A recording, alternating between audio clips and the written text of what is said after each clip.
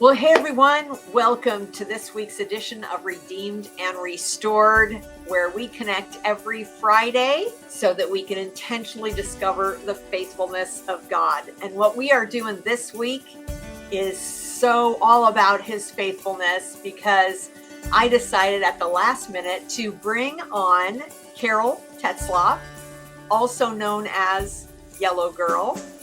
She is not only a Redemption Press author, but she is a team member at Redemption Press, and she writes for him. She's our content creator, conference director, and she is the creator of our brand new resource. It's a Word of the Year tool that it's a PDF that you're going to be able to download and actually walk through the process of determining your word of the year for 2022 and then sticking with it throughout the year. That's the part that excites me so much. So Carol is the author of Ezra, Unleashing the Power of Praise, incredible Bible study. It was actually awarded Bible Study of the Year with the Golden Scrolls this last summer. And so she is a wealth of just spiritual depth. And that's what I love about her. You are going to enjoy our conversation this week on the Redeemed and Restored broadcast.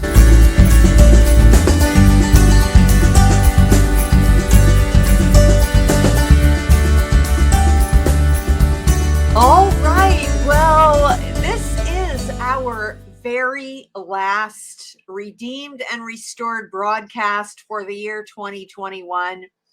So I decided kind of at the last minute to switch it up for this recording and bring my good friend and teammate from Redemption Press, Carol, aka Yellow Girl, onto the show today to just address a topic that is so important as we move into 2022. So first of all, Carol, welcome to the Redeemed and Restored broadcast.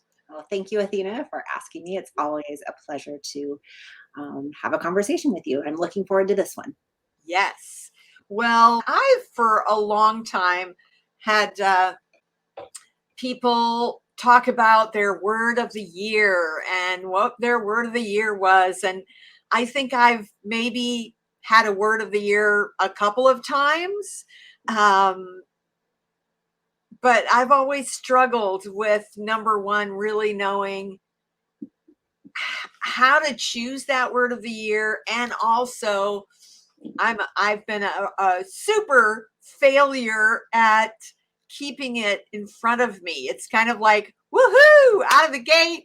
And then I get busy with other things and I don't remember it anymore. So Carol's going to share her experiences with it and some of the things that we're doing to encourage our community at She Writes for Him and Redemption Press on how to choose with the Lord, how to choose that word of the year and be able to really get everything out of it that God would want you to. So with that, Carol, why choose a word of the year and what significance does it really play in our lives?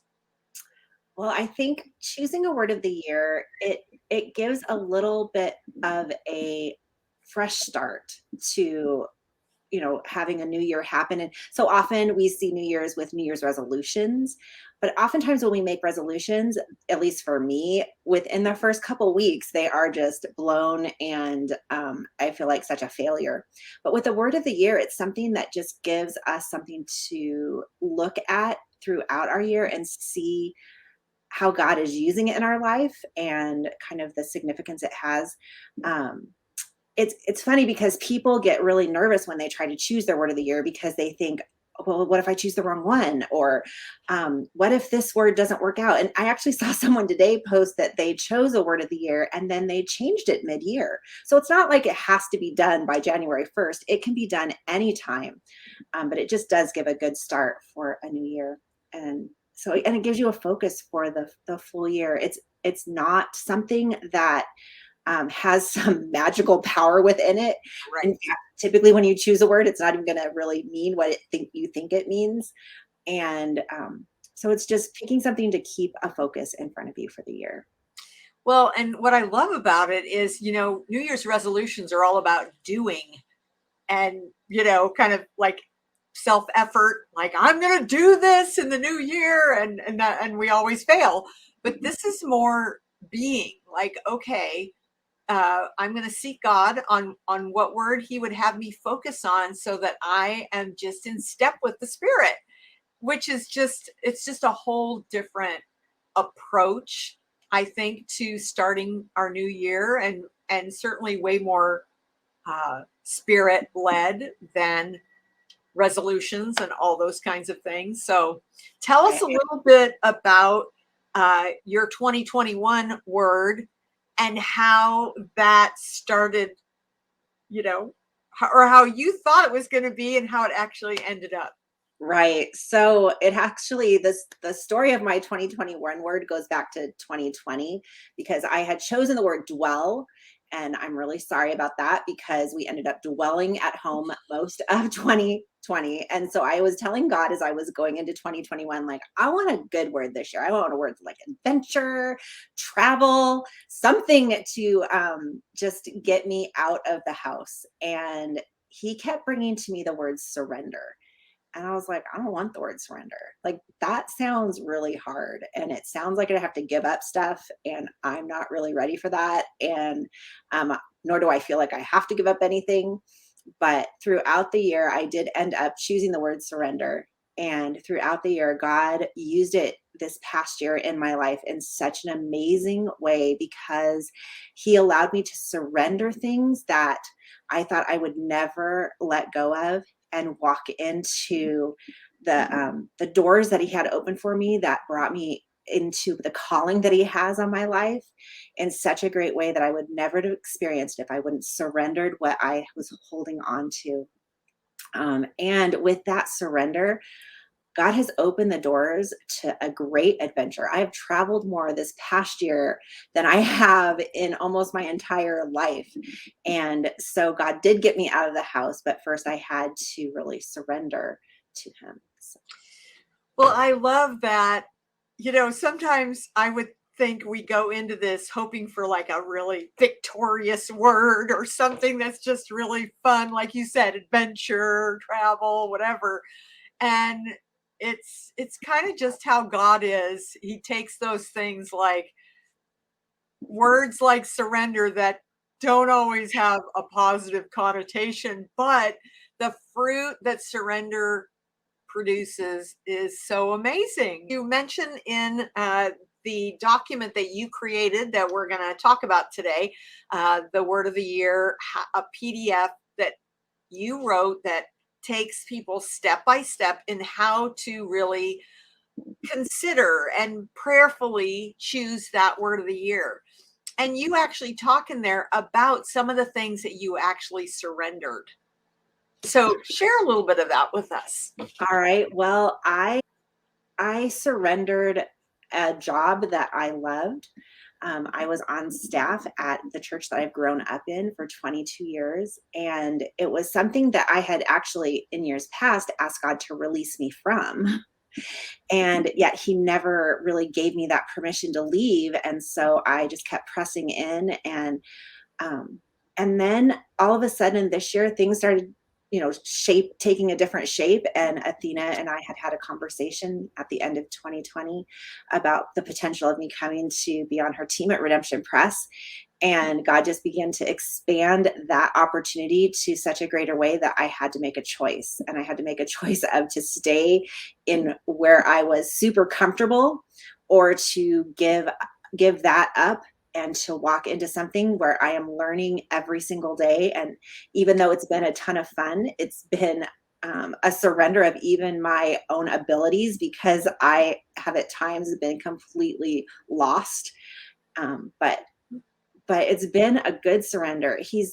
I've had so many tears this year that I've surrendered to him, and he's given me laughter within them. I've had toxic relationships even within the church that I served in. And God has released me from those and given me so many glorious friendships throughout this last year.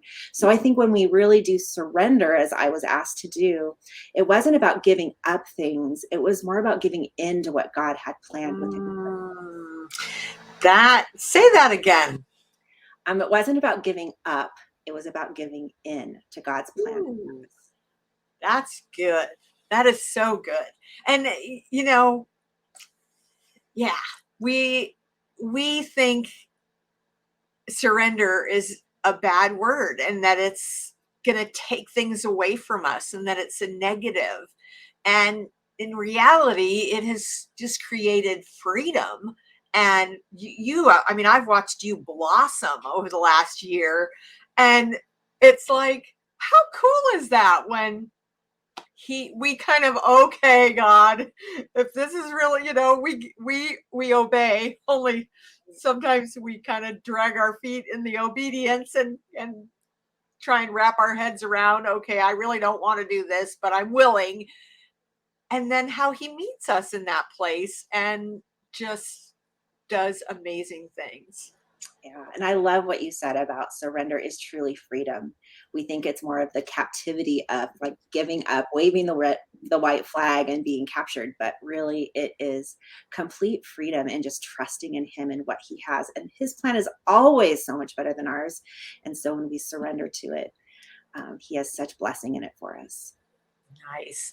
Okay, so we're going to take the next 5 to 7 minutes and just walk through, like, what steps are you in this PDF that we're offering. We're going to put it in the show notes so that people that watch the show can go ahead and click on the link and download the PDF and fill it out and go through the steps. Just give us a little bit of what that looks like.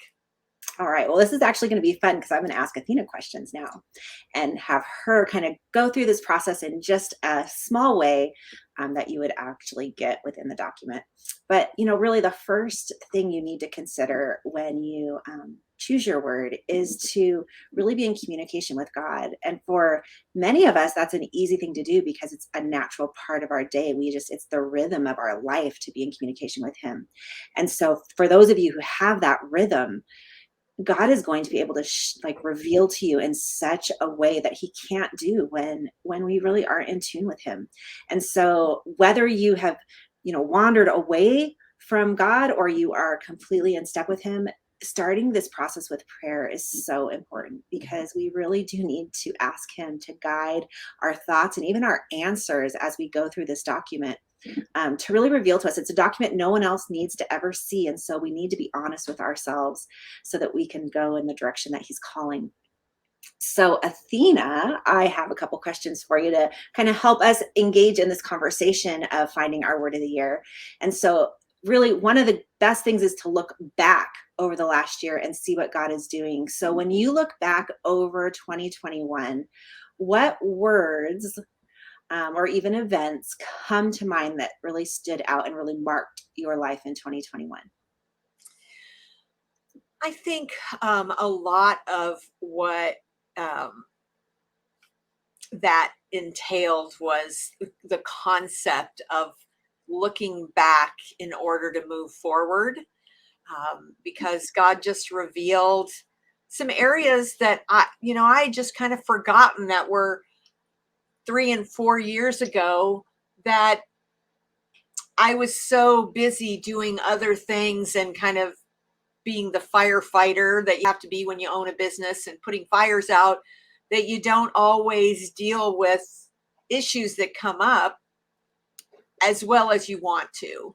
And so God just showed me that there were some things that I needed to go back and really dig up and see what I needed to do to make them right with other people, relationships with other people, and just areas that didn't go like they should have gone or like we hoped that they would go, and really making sure that relationships were restored if they were still broken and I didn't even realize it. So that was a huge piece of this year, and just again realizing how faithful he is to put a spotlight on the things that need to be fixed. Mhm. And, you know, often as Christians, we kind of like, we don't need to look at the past. We just move forward. And that's not always as healthy as it needs to be when there's brokenness in the past. So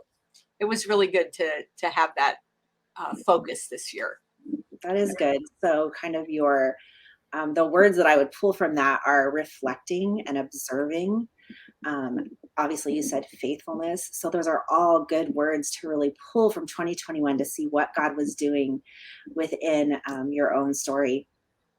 And so I guess my next question would be, in what God has taught you then in 2021 or shown you or allowed you to do, how does that push you towards 2022 and give you some vision for what you see in the next year? Well, I think it helps me want want some completion in those areas, and because as I'm uh, looking back and processing and reestablishing or repairing some broken relationships, just realizing that there's still more healing to do and that there's still more God wants to do in my heart to make me more like his son and continue to sanctify and continue. And I just, being a kind of type A, get things done, I'm not really always that reflective. I'm not really always that methodical and really, contemplating what just happened in that situation and how could I have done better. And so just, yeah, just the hunger in my heart to um, be more of a planner as opposed to a pantster. I fly by the seat of my pants instead of planning. And this kind of all goes together with that, of those areas of weakness in my life, how God wants to strengthen them and just to make me more intentional. Yeah, that is really good to look sometimes at the things that we do need God to really come through on within us and show up in those weaknesses. But I also know you, Athena, as a woman of great strength. And so sometimes we focus so much on the weaknesses that we forget that God has something already within us that he's already doing. And so as you look towards the what needs to be strengthened within your life, and just these areas, I just encourage you to turn also and remind yourself like the abilities that you have, because you are such an incredible and gifted leader and a visionary. And so I know within those, God is giving you great vision to push towards the future. And I can't wait to see what he does with it. Me too. So, and let me just say that because I have not been good in the past about, if I had a word, really continuing to keep it in front of me all through the year, you have included in this PDF some great steps to help us do that. So tell us a little bit about that. Yeah, I think that's probably the hardest part. So once you choose the word of the year, what do you do with it? And as I was sitting here this morning, even getting ready for this conversation, I was looking around my desk area, and I actually have just in my little cube area here at my desk, my words of the year from past years. And I can look around and I can see the word brave, and I can see the word shine, and the word focus, and the word delight, and the word dwell. Like all these words I've chosen are right in front of me. The word surrender, I actually took Scrabble tiles from last year and stuck them at the top of my desk on a little shelf. And so they are there. And sometimes when the cleaning lady comes, they get knocked over and I have to put them back up. But it's there every single day to remind me as I'm working, like my focus is surrender this year. But there's lots of other ways you can. Every year I create a hashtag and I do a post a day on Instagram and Facebook. And so that post always has my hashtag on it. So even if I wasn't thinking of my word that day, when I do my post, hashtag 2021 surrender was always put in the front of my thoughts as a reminder. And another way is find other people that are doing it and hold each other accountable. because that is the best way for us to, within relationship, to really grow in our word. And then using it as part of your daily devotional time with God, and looking up words that have, or looking at verses that have that word in it, and using that as kind of the launching point each morning for your quiet time. So I love that. So actually, as part of your quiet time, finding a different scripture each day that includes that word. Between that and the hashtag and the things around the place that you work and that you're most often in front of, Mhm. I love that. That is such an intentional way to just make sure we stay focused. So we have to remember, when we're choosing our word of the year, that God is already there. He's already gone through 2022. He knows what's going to happen. He's already in 2023, 2024. Like, he knows. And so as we choose this word, it is not necessarily going to change our future, but it is going to change our focus. And it will help us. It's probably going to end up not even meaning what we thought it was going to mean. I remember one year I chose the word known. And when I chose that word, I thought, okay, I really want to know God.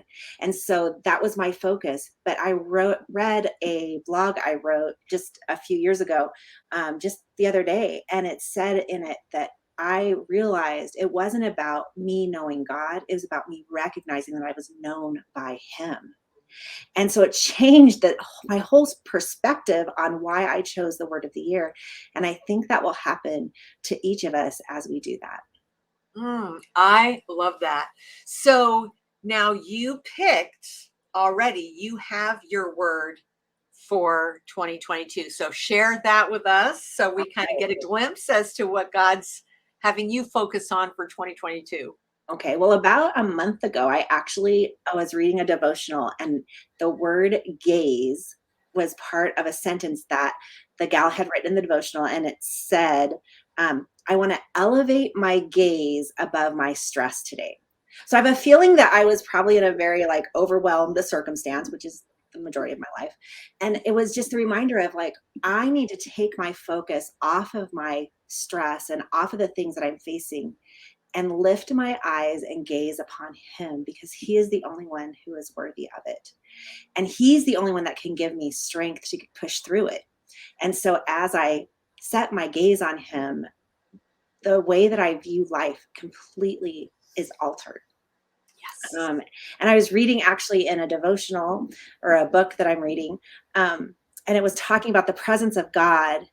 And it talked about opening our eyes up to truly see who he is. So even in the midst of the next few weeks, God is really shaping this word within my perspective of what I think it is. And there's a verse that I read this morning that says, from Psalms 27:8, and it says, you have said, seek my face. So gaze upon my face. And my heart says to you, your face I will gaze upon. And so that just, God's going to bring it everywhere you look. Once you pick a word, it's going to come to you, and you're going to notice it, and it's going to become more real to you as you move through your year. I love that. All right. Well, we are going to wrap up this week's edition of Redeemed and Restored. Thank you, Carol, for being with us today. So we just want to remind you to go ahead and download the PDF. The link is in the show notes. And even if you see this after the 1st of January, go ahead and do it anyway, because it will bless you. And we are excited to hear back from those of you that take this challenge of doing their word of the year and going through the entire process of asking God to help reveal what that word is and where he wants us to focus. So we just pray a blessing over you as you move into 2022 with your word of the year. Hey, so thanks for joining us today on the Redeemed and Restored video broadcast, brought to you by me, Athena Dean Holtz, who happens to be a horse lover.